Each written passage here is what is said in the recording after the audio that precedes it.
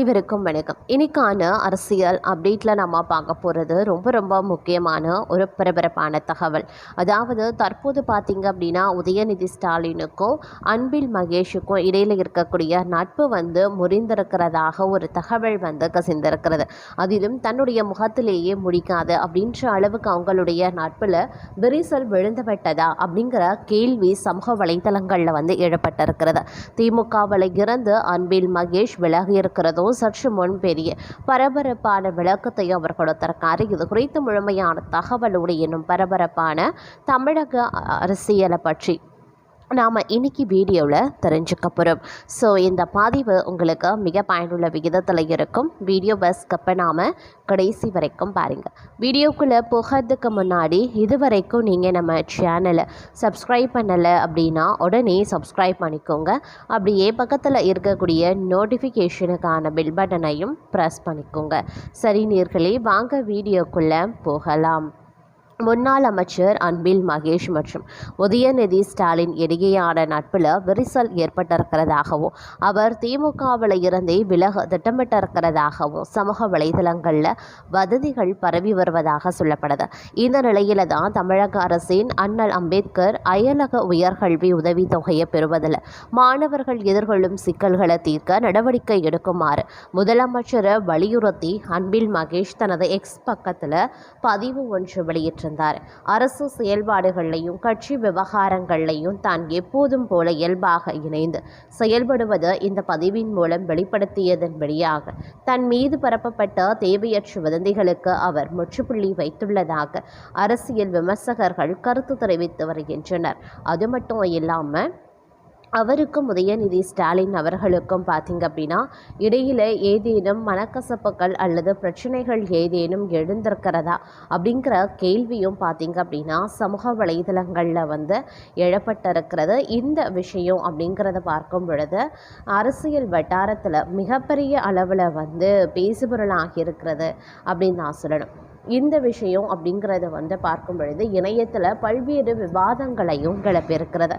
அது மட்டும் இல்லாமல் முதல்வர் விஜய்க்கு திரையுலகினர் சார்பில் பாராட்டு விழா நடத்துவது பற்றிய பேச்சுக்கள் ஒரு பக்கம் இருக்க, முதல்வருக்கு விழா நடத்துவது பற்றிய பேச்சுக்கள் ஒரு பக்கம் இருக்க, முதல்வருக்கு விழா எடுப்பதால் திரைத்துறை தொழிலாளர்களுக்கு எந்த பயனும் இல்லை என்று இயக்குனரும் பெப்சி தலைவருமான RK செல்வமணி சமீபத்தில் செய்தியாளர்களை சந்தித்து பேசியிருந்தார். அது சினிமா மற்றும் அரசியல் வட்டாரத்தில் கவனத்தையும் ஈர்க்கிறது. முதல்வர் விஜய் தலைமையிலான ஆட்சி அமைந்த பிறகு திரைத்துறையினர் பலரும் அவரை சந்தித்து கோரிக்கைகளை வைத்து வருகின்றனர். அதே நேரத்தில் சினிமா சார்ந்த நிகழ்ச்சிகளில் முதல்வருக்கு பாராட்டு விழா நடத்துவது குறித்தும் தொடர்ந்து பேச்சுக்கள் கொண்டிருக்கின்றன. இந்த நிலையில் சினிமாக்காரர்களை மட்டுமே விஜய் அதிகமாக சந்திக்கிறார், மக்களை எல்லாம் சந்திக்கவே மாட்டாரா என்ற விமர்சனங்களும் எழுந்து வருகிறது.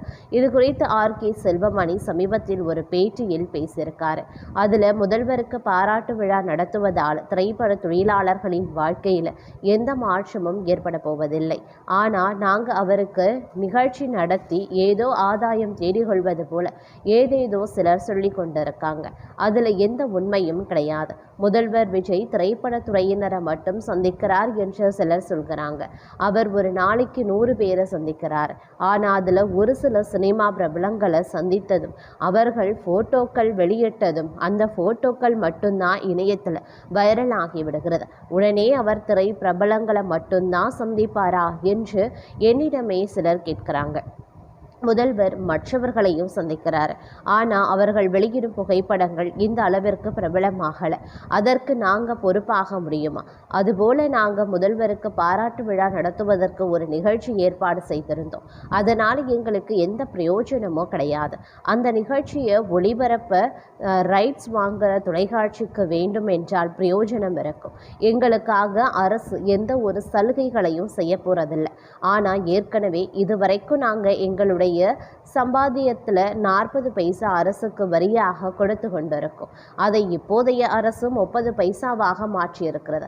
அதற்காகத்தான் நாங்கள் அவருக்கு நன்றி சொல்ல வேண்டும் என்று நினைக்கிறோம்.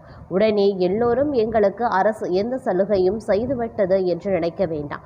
நாங்கள் கஷ்டப்பட்டு சம்பாதிக்கிற பணத்தில் தான் வரியில் அவர்கள் மாற்றம் செய்திருக்கிறார்களே தவிர அதை விட எங்களுக்கு வேறு எந்த சலுகையும் கிடைக்கல. சினிமா தொழிலாளர்களின் உண்மையான பிரச்சனைகளை முதல்வருடன் எடுத்து சென்று அவர்களுடைய வாழ்வாதாரத்தை பாதுகாக்க நடவடிக்கை எடுக்க வேண்டும் என்பது எங்களுடைய முக்கிய கோரிக்கை.